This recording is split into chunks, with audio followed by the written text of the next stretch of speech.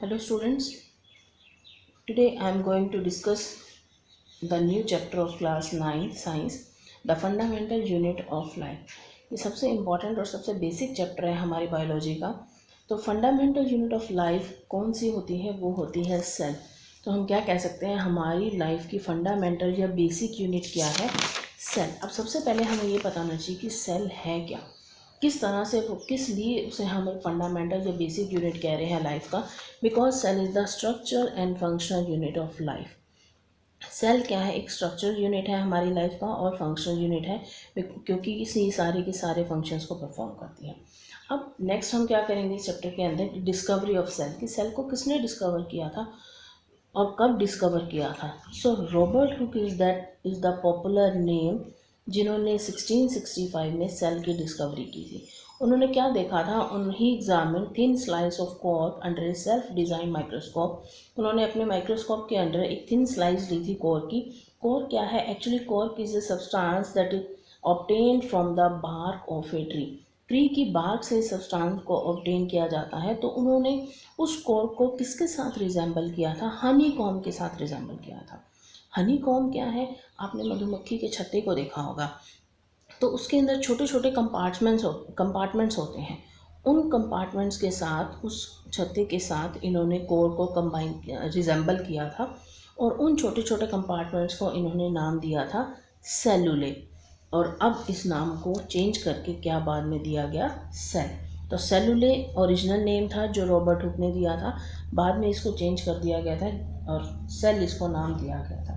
Cell actually है क्या? Cell is a Latin word which means a little room, यानी कि एक छोटा खाली कमरा, उसको इन्होंने सेल का नाम दिया। ओके, नेक्स्ट हम क्या करेंगे, that cell is the structural and functional unit of life. अभी मैंने आप लोगों को बताया कि सेल क्या है, हमारी लाइफ का बेसिक यूनिट है, फंडामेंटल यूनिट है। ओके, तो ये बेसिक या फंडामेंटल यूनिट क्यों है? Because cell is the only part which perform all the functions of our body. Cell जो है हमारी बॉडी के सारे फंक्शंस को परफॉर्म करता है और हमारी बॉडी में जितने भी ऑर्गन्स होते हैं उनको एक स्ट्रक्चर प्रोवाइड करता है। All the living organisms are made up of cell. सभी के सभी लिविंग ऑर्गेनिज्म सेल से मिलके बने हैं, इसीलिए हम क्या कहेंगे कि cell is the structural unit of life. ठीक है, अब हर ऑर्गेनिज्म के अंदर सेल जो है वो, उसकी स्ट्रक्चर अलग अलग तरह की होती है, शेप अलग अलग तरह की होती है। अब ये जो सेल्स होती हैं ये अलग अलग तरह से हमारी बॉडी में ऑर्गेनाइज होती हैं और ऑर्गेनाइज होने के कारण ये हमारी बॉडी के अंदर जितने भी ऑर्गन्स हैं उनको डिफरेंट डिफरेंट फंक्शन प्रोवाइड करती हैं और ये फंक्शंस देने की वजह से ही हम इसको क्या कह देते हैं कि सेल हमारी बॉडी का एक फंक्शनल यूनिट भी है। हमारी बॉडी के जितने भी फंक्शन है, लाइक रेस्पिरेशन, सर्कुलेशन, एक्सक्रीशन, ये सारे के सारे कौन परफॉर्म करता है? सेल्स परफॉर्म करते हैं। So that's why we can say that cell is the structural as well as functional unit of life. Clear है बच्चों? नेक्स्ट हम करेंगे टाइप्स ऑफ सेल। अब हमें ये पता चल गया कि सेल है क्या, सेल ही स्ट्रक्चर बनाती है, सेल ही फंक्शन कॉज करती है। तो सेल के आगे हम टाइप्स के बारे में पढ़ेंगे कि सेल कितनी तरह का होता है। सेल जो है वो बेसिकली 2 टाइप्स का होता है। फर्स्ट आ जाता है prokaryotic cell and second one is eukaryotic cell. अब प्रोकैरियोटिक सेल क्या होता है? प्रो का मतलब होता है प्रिमिटिव। ओके, कैरियो, जहाँ पर भी आपको कैरियन वर्ड मिलता है इट मीन्स न्यूक्लियस, यानी कि वो सेल्स जिनके अंदर न्यूक्लियस प्रिमिटिव टाइप का होता है। प्रिमिटिव टाइप की अगर हम बात करते हैं, प्रिमिटिव का मतलब कि जो न्यूक्लियस है that is not well defined. ठीक है, कि वो सेल्स जिनके अंदर न्यूक्लियस जो है वो वेल डिफाइंड नहीं है। वेल डिफाइंड का मतलब क्या है कि उसके बाहर एक प्रॉपर मेम्ब्रेन नहीं है और ना ही अदर मेम्ब्रेन बाउंड ऑर्गेनेली है। तो उस तरह की सेल्स को हम क्या कह देते हैं? Prokaryotic cell. See the definition, the cell which does not have well defined nucleus and have not membrane bound cell organelles are called prokaryotic cell. For example bacteria and blue green algae. Blue green algae को हम cyanobacteria भी कह देते हैं। Clear? Next आता है eukaryotic cell.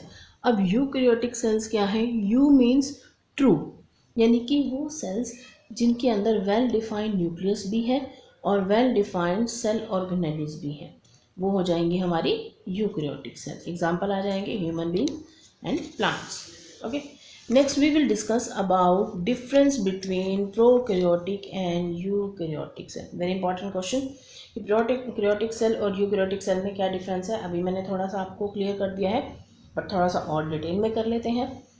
Prokaryotic cell क्या है, they are small in size, eukaryotic cell they are large in size. Second one is nucleus is not surrounded by the nuclear membrane, कि प्रोकैरियोटिक सेल में जो nucleus है वो nuclear membrane से surrounded नहीं होता और यहाँ पर न्यूक्लियर मेम्ब्रेन प्रेजेंट है। जो प्रोकैरियोटिक सेल्स हैं they have single chromosome, but eukaryotic cell में मोर देन वन क्रोमोसोम होते हैं। जो प्रोकैरियोटिक सेल होती हैं वहाँ पर न्यूक्लियोलस इज एब्सेंट, जो कि न्यूक्लियस के अंदर प्रेजेंट होता है। जैसे सेल के सेंटर में न्यूक्लियस प्रेजेंट होता है, ऐसे ही न्यूक्लियस के अंदर जो है न्यूक्लियोलस प्रेजेंट होता है। जो न्यूक्लियोलस होता है वो न्यूक्लियस को कंट्रोल करता है एंड जो न्यूक्लियस होता है वो सेल को कंट्रोल करता है। ओके, तो प्रोकैरियोटिक सेल में न्यूक्लियोलस एब्सेंट होता है, यूकैरियोटिक सेल में न्यूक्लियोलस प्रेजेंट होता है। नेक्स्ट आ जाता है membrane bound cell organelles are absent in prokaryotic cell, और यहाँ पर मेम्ब्रेन बाउंड सेल ऑर्गेनेली जो है वो प्रेजेंट होते हैं। क्लियर।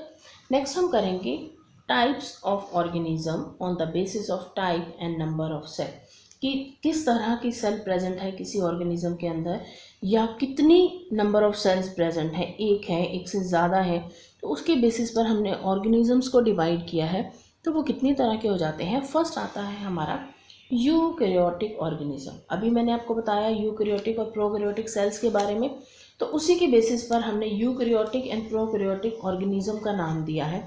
फर्स्ट आ जाता है यूकैरियोटिक ऑर्गेनिज्म, नाम से ही पता चल रहा है, those organism which contain eukaryotic cell, जिनमें यूकैरियोटिक सेल है। यूकैरियोटिक सेल मीन्स जिनका न्यूक्लियस जो है वो वेल डिफाइंड है, those are known as eukaryotic organism. Okay, next आ जाता है प्रोकैरियोटिक ऑर्गेनिज्म। प्रोकैरियोटिक ऑर्गेनिज्म नाम से पता चल रहा है which contain prokaryotic cell. Next unicellular organism, which uni means one, which contain only one cell, single cell organism भी हम इनको कह देते हैं। नेक्स्ट आ जाता है multi cellular organism, multi means many, more than one, तो those organism which contain different types of cell is called multi cellular organism. Next हम करेंगे unicellular and multi cellular organism में क्या डिफरेंस है, थोड़ा सा डिटेल में कर लेते हैं। यूनिसेलुलर अभी मैंने बताया they are consist of single cell, they consist of large number of cell. Unicellular organism में the single cell perform all the activities, एक सेल ही हर तरह की एक्टिविटी को परफॉर्म करती है। बट मल्टी सेलुलर ऑर्गेनिज्म के अंदर क्या है, मैनी नंबर ऑफ सेल्स, बहुत सारी सेल्स होती हैं और डिफरेंट डिफरेंट सेल्स मिलकर डिफरेंट डिफरेंट फंक्शंस हमारी बॉडी में परफॉर्म करती हैं। अब यहाँ पर एक ही सेल प्रेजेंट है तो there is no division of labour. Division of labour का मतलब क्या है कि काम को डिवाइड कर देना। जैसे हमारी बॉडी में क्या है कि कुछ सेल्स देखने का काम कर रही हैं, कुछ सुनने का काम कर रही हैं, कुछ स्मेल करने का काम कर रही हैं। अब जिन ऑर्गेनिज्म के अंदर एक ही सेल प्रेजेंट है तो वहाँ पर वही सेल सारे के सारे काम कर रही है, तो लेबर यानी कि काम जो है उसका कोई डिवीज़न नहीं है।